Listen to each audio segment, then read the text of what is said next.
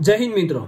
તો આજે હું તમને જણાવીશ કે જ્યારે કોઈ પણ પોલીસ અધિકારી બરાબર જે કાયદા વિરુદ્ધનું કામ કરે છે ને એની સામે તમે એક્શન લો છો અને એ તમને કાયદાકીય રીતે ફસાવે બરાબર, તો એની સામે તમે આરટીઆઈ કરીને અથવા કોર્ટમાં કાર્યવાહી કરીને કઈ રીતે પગલાં લઈ શકો ને એની તમામ વિગતે આજ હું તમને જાણ કરીશ બરાબર। હવે બીજી વાત એ કે ઘણા એક પર્ટિક્યુલર સમુદાયને હું એક આંખના કણાની જેમ ખૂંચું છું બરાબર, તો એ સમુદાયને મારી વિનંતી બરાબર કે જો હું તમને અહીંયા આવીને મારા વિડીયો જોવા માટે કહેતો જ નથી બરાબર, જો તમને કણાની જેમ ખૂંચું છું ને તો તમારે કાયદાકીય રીતે તમે જે પણ પગલાં મારી સામે લેવો હોય ને એ લઈ લેજો, પણ વિડીયો જોવા માટે હું તમને મજબૂર નથી કરતો। તમારામાં બ્લોકનો ઓપ્શન આવે છે, તમે મને બ્લોક કરી શકો બરાબર, બાકી મારી અભિવ્યક્તિની સ્વતંત્રતા છે।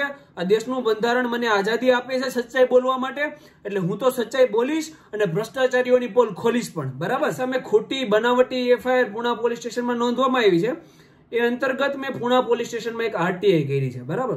એ આરટીઆઈમાં મેં જેટલી બી વિગતો માંગી છે ને હું આજે તમને વિગતે જણાવીશ બરાબર। મારી સામે જે એફઆઈઆર નોંધવામાં આવી છે એમાં જે એક ઉભો કરેલ વ્યક્તિ છે બરાબર, હવે એ વ્યક્તિનો ગુનાહિત ઇતિહાસ શું છે બરાબર, એ વ્યક્તિ સામે કેટલી એફઆઈઆરો નોંધવામાં આવી છે, એ પુણા પોલીસ સ્ટેશનમાં સાક્ષી તરીકે અને પંચ તરીકે કઈ કઈ જગ્યાઓએ રહ્યો છે, પોલીસ સાથે એનું કનેક્શન કેવું છે, એ જાણવા માટે મેં પુણા પોલીસ સ્ટેશનમાં આરટીઆઈ કરી છે। બીજી માહિતી મેં એવી માંગી છે કે પુણા પોલીસ સ્ટેશનમાં જૂન જુલાઈ 2020ના જેટલા બી સીસીટીવી ફૂટેજ છે બરાબર, એ જે કેમ્પસના હોય કે જે તે ઓફિસોની અંદરના હોય, એ તમામ સીસીટીવી ફૂટેજની વીસીડી નકલ અમને આપવામાં આવે બરાબર। ત્રીજી માંગણી મેં એવી કરી છે કે જાહેરનામાના ભંગ બદલ અથવા પોલીસ સ્ટેશનમાં માસ્ક પહેર્યા વગર કાયદાનો ભંગ કરતા તમામ પોલીસ અધિકારીઓ વિરુદ્ધ કેટલી વાર અને કઈ કઈ કાર્યવાહી કરવામાં આવી છે બરાબર, તો એની પણ અમને વિગતવાર નકલો આપવામાં આવે બરાબર।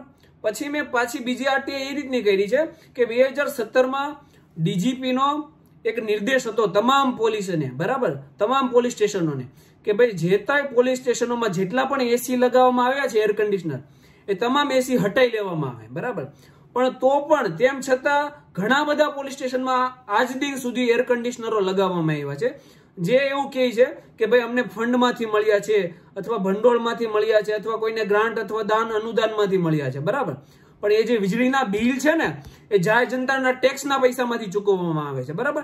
એટલે પુણા પોલીસ સ્ટેશનમાં બી ઘણી ઓફિસોમાં એસી લગાવેલા છે આજ દિન સુધી, એટલે આરટીઆઈમાં એ એસી આજ દિન સુધી કેમ હટાવવામાં નથી આવ્યું અને છેલ્લા 1 વર્ષમાં એ એસીનું કેટલું વીજળી બિલ આવ્યું છે બરાબર, જે આપણા ટેક્સના પૈસામાંથી ચૂકવાયું છે, તો એની વિગતો આપણે માંગી છે એમાં। પછી પુણા પોલીસ સ્ટેશનમાં ફરજ બજાવતા પીઆઈ હોય કે પીએસઆઈ હોય એએસઆઈ હોય કે કોઈ પણ પોલીસ સ્ટાફ હોય બરાબર, તો એમની સામે શિસ્તભંગની ભ્રષ્ટાચારની કે પછી ખાતાકીય કાર્યવાહીઓ કરવા માટેની જેટલી બી અરજીઓ આવી હોય બરાબર એમની વિરુદ્ધની, તો એ તમામ અરજીઓ અને અરજીઓમાં થયેલી કાયદાકીય કાર્યવાહીઓ અંગેની તમામ વિગતે નકલો આપણે માંગી છે। ફરિયાદ નોંધવા માટે તેમજ ફરિયાદ નોંધાઈ ગયા પછી આરોપીની ધરપકડ કરવા માટે નામદાર સુપ્રીમ કોર્ટના કેટલા નિર્દેશોનું પાલન કરવામાં આવે છે બરાબર, એની પણ આપણે વિગતે નકલો માંગી છે। હવે મારી એફઆઈઆરમાં લખેલા ઘણા વાક્યો મુજબ જે પણ લોકોને એવું લાગે છે ને કે પર્સનલ ઓફિસોમાં જઈને રેકોર્ડિંગ કર્યું છે બરાબર, તો આરટીઆઈ એક્ટમાં માંગેલી માહિતી મુજબ પોલીસ સ્ટેશન એ જાહેર સંપત્તિ છે બરાબર, અને આરટીઆઈ એક્ટ મુજબ જ કોઈ પણ વ્યક્તિ ચાહે જાહેર જનતા હોય કે ચાહે કોઈ વકીલ હોય કે અન્ય કોઈ પણ વ્યક્તિ હોય એ પોલીસ સ્ટેશનમાં જઈ શકે અને પોલીસ સ્ટેશનના મોટા ભાગના તમામ રેકોર્ડ બરાબર એની રૂબરૂમાં ચેક કરી શકે, અને એની માટે પ્રથમ અડધી કલાક માટે કોઈ પણ પ્રકારની ફી નહીં લેવામાં આવે અને ત્યારબાદ અડધી કલાકના 20 રૂપિયા લેવામાં આવશે। એટલે આ મનનો વહેમ કાઢી નાખો કે પોલીસ સ્ટેશન એ અમારી પર્સનલ પ્રોપર્ટી છે અને અમે જાહેર જનતાના માલિકો છીએ, નહીં, પોલીસ સ્ટેશન એ જાહેર મિલકત છે અને તમે લોકો જનતાના નોકરો છો, જનતાના સેવકો છો, સ્વીકારી લો, એમાં કંઈ જ તમારી માનહાનિ નથી। સચ્ચાઈ છે, કડવી હોય છે પણ સ્વીકારવામાં કંઈ જ વાંધો નથી। તમારા લોકોના જે પગાર થાય છે ને બરાબર, એ જાહેર જનતાના અને અમારા ટેક્સના પૈસામાંથી થાય છે બરાબર। તમે લોકો જે ઓફિસમાં બેસો છો ને એ તમારી પર્સનલ ઓફિસ નથી, એ ઓફિસ જાહેર જનતાના અને અમારા ટેક્સના પૈસામાંથી બનાવવામાં આવે છે બરાબર. એટલે તમે જાહેર જનતાના જ પૈસે જીવો છો. એટલે જો તમારો એવો ભ્રમ હોય ને કે તમારી પર્સનલ ઓફિસો છે અને તમે તો લોકોના માલિક છો, તો એ ભ્રમ કાઢી નાખજો. બરાબર. હવે જે સમુદાયને હું ઘણાની જેમ ખૂંચું છું ને એ લોકો એવી વાતો કરે છે અત્યારે ફિલહાલ. બરાબર. મારી સામે એફઆઈઆર થઈ એટલે ઘણા પીએ જે બી જેને કીધું હોય એ સમજી લે પોતાની જાતે. એવું કહે છે કે જો મેહુલ બોગરા મારી સામે આવે ને તો હું એને લાફો મારું એમ. બરાબર. તો ભાઈ તું ફરિયાદ ના લેતો કોઈ જાહેર જનતાની, ત્યારે મેહુલ બોગરા તારા પોલીસ સ્ટેશન પણ આવશે. બરાબર. કાયદાકીય ફરિયાદ નોંધાવવા માટે. બરાબર. તો તું ત્યારે તારી જે ખ્વાહિશ છે ને મેહુલ બોગરાને લાફો મારવાની એ પૂરી કરી લેજે. બરાબર. હું સત્યમાં માનું છું. બરાબર. પણ જયારે મારી સામે કાયદા વિરુદ્ધના કૃત્યો કરવામાં આવશે ને ત્યારે એક પણ ને છોડીશ નહીં, એની પણ ગેરંટી આપું છું. મારી સામે એફઆઈઆર થઈ ને ત્યારે ઘણા બધા અધિકારીઓએ મને એવું કીધું હતું કે ભાઈ તું તાથી પીઆઈ સાથે વાત કરીએ યોગ્ય ના કહેવાય. બરાબર છે. એટલે એ જ પીઆઈ લોકો જાહેર જનતા સાથે ગાળી ગલોચ કરે, એને જેમ ફાવે એમ કરે. બરાબર. એની સાથે તું તડાકથી વાત કરે. બરાબર. જે લોકોની સેવા માટે એમને પોલીસ સ્ટેશનમાં બેસાડવામાં આવ્યા છે એમની સાથે એ લોકો ગાળી ગલોચ કરશે તો એ ચાલશે.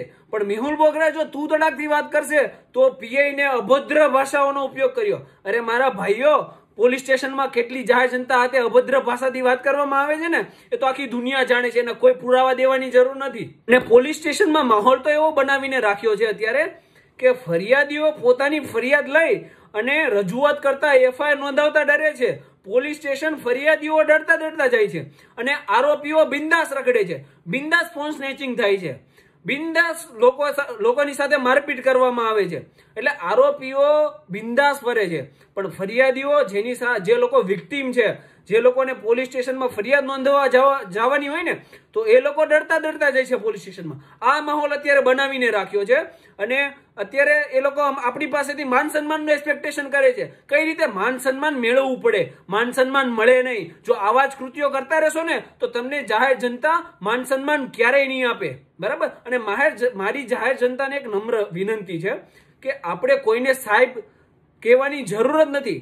ભાઈઓ છે આપણા બધા, એમને પગાર મળે છે આપણા ટેક્સના પૈસામાંથી. બરાબર. આપણી સેવા માટે જ એમને બેસાડવામાં આવ્યા છે. તો આ જે સાહેબ કહેવાનો સિનારીઓ છે ને એ બંધ કરી દો. આપણા સાહેબ કોઈ જ નથી. આ દેશના બંધારણના 130 કરોડ લોકો છે ને એ જ સાહેબ છે આ દેશના. બરાબર. પબ્લિક સર્વન્ટ કોઈ સાહેબ નથી. બરાબર. આપણી સેવા માટે જ એમને બેસાડવામાં આવ્યા છે અને આપણે જ માલિકો છીએ.